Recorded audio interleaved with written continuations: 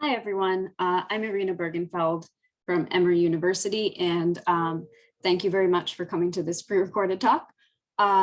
Today, we're going to discuss the relationship between exposure to sexually explicit material and sexually violent behavior in a sample of first-year university men in Hanoi, Vietnam. And we're also going to talk a little bit about potential mediators of that relationship. So before we get to that, a little bit of background. Sexually explicit material, or what I may shorten to SEM, is more commonly referred to as pornography, or basically any media that depicts sex in obvious or unconcealed or explicit ways. Now, over the past couple of decades, certain trends like, for example, the increased availability of smartphones and access to internet, especially in lower and middle income countries, means that adolescents can access sexually explicit material fairly easily. And there's definitely been questions, not only in the scientific community, but also in the lay community about what effect these types of exposures might have on adolescents' attitudes and behaviors. And the reason why we don't have definite answers to those questions is that ethically it is not really feasible to randomly assign adolescents to view pornography, first of all.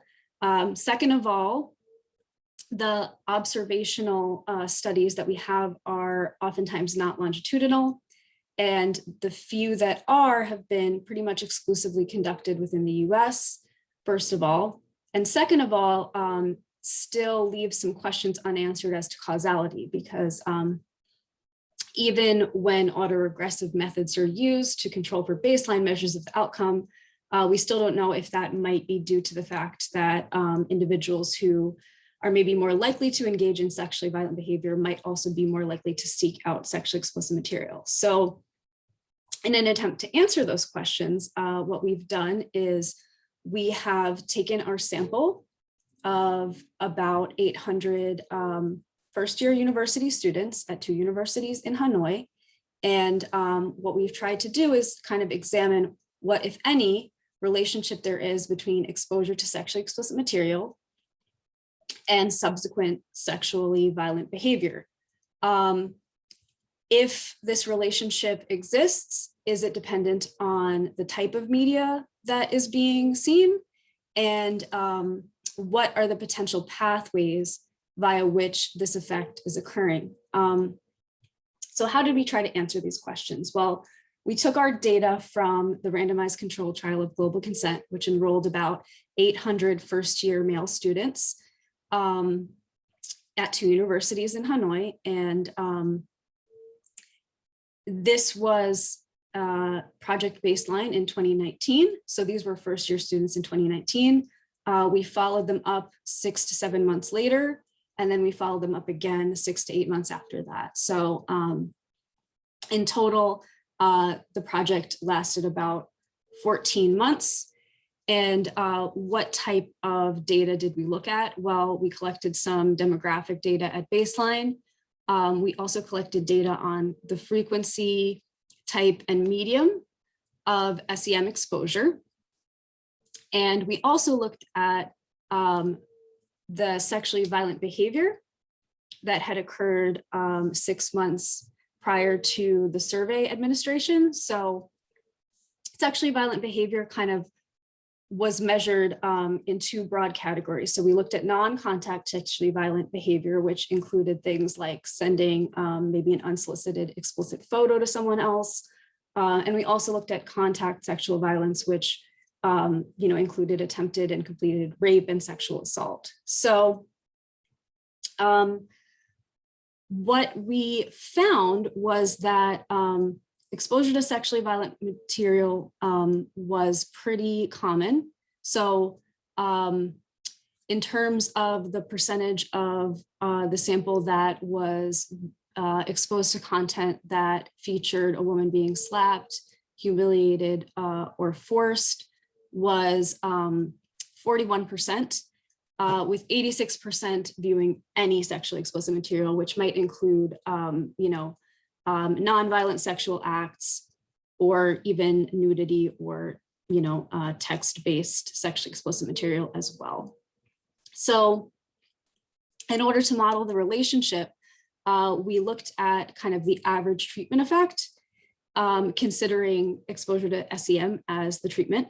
We also created propensity scores to account for the fact that men, might self-sort into our categories of exposure. So incorporated in those propensity scores were baseline outcome measures, so baseline sexual violence.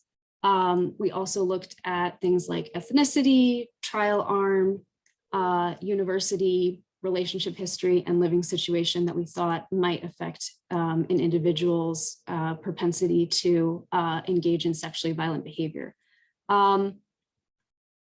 So what we found from those models was that really the only effect that really persisted after propensity score adjustment was the effect of violent sexually explicit material. And this produced a modest increase in odds ratios from between 8 to 14%, depending on the type of sexually violent behavior that was being looked at. And based on that, we decided to do a secondary analysis, kind of a dose response. So we created latent classes of exposure to sexually explicit material. And so those became no exposure to violent sexually explicit material, less than monthly exposure to sexually violent material, and frequent, which we considered to be like monthly or more exposure to violent sexually explicit material. And what we found was kind of what we expected, which was that the more frequently men were exposed to this violent content, the more the odds ratios increased to the point where we saw about like a 30% increase in odds ratios for those who frequently were exposed to violent SEM compared to those who were infrequently or not at all exposed. Finally, we used factor score path analysis to examine the relationship between mediators of sexually violent behavior and sexually explicit material. So some of the potential mediators we looked at were cognitive, such as knowledge of active consent and knowledge of the legality and harm of sexual violence. We also looked at attitudinal mediators like rape myth beliefs and gender role attitudes. And finally, we looked at rape empathy as well. Now, since these mediators would kind of be described as latent constructs that would be measured with like multi-item scales, what we did was we actually calculated the measurement models separately. And then we derived factor scores for each individual from those measurement models. And then in the final mediation models, we treated the mediators as observed variables. And the main advantage of this is that it conserves power, especially with more complex models. And since we did run models that incorporated all of the mediators simultaneously, this is kind of like the rationale for us using factor score path analysis rather than modeling the mediators as latent variables. But what we did see was that the mediators whose indirect effects were significant were knowledge of the legality and harm of sexual violence, as well as rape myths about victims. Now, before I get into the implications of all this, I just want to highlight a few limitations of our methods. So firstly, generalizability. We conducted this study at just 2 universities in Vietnam. We took a census of matriculating men who were in departments that had at least 15 men. But again, I think we would have to replicate this study in other universities in other parts of Vietnam to really make a statement about how generalizable the results are. Secondly, factor score path analysis, while it does have its advantages, also has its disadvantages. And one of those is that coefficients tend to be biased towards the null. There are methods of bias correction, but we could not use them because our exposures and our outcomes were binary. The other main limitation in our methods is that we were not able to incorporate propensity weighting into the mediation models. And that's again also due to kind of us running up against kind of the limitations of where the field is right now. So because our mediators were continuous, we weren't able to use some of the most up-to-date methods of propensity score weighting in mediation models. So if anybody has any ideas or insights into how we could have done that better, please feel free to let me know. But yeah, what are some of the main things that we can take away from all of this? So firstly, the toothpaste is out of the tube with regards to young people's exposure to sexually explicit material. That is very high. So what can be done about it? So there are definitely a handful of programs underway in terms of teaching adolescents about media education with regards to pornography in the US. And what these results suggest is that existing programs for sexual violence prevention, as well as just sex education in general, might benefit from incorporating these concepts explicitly.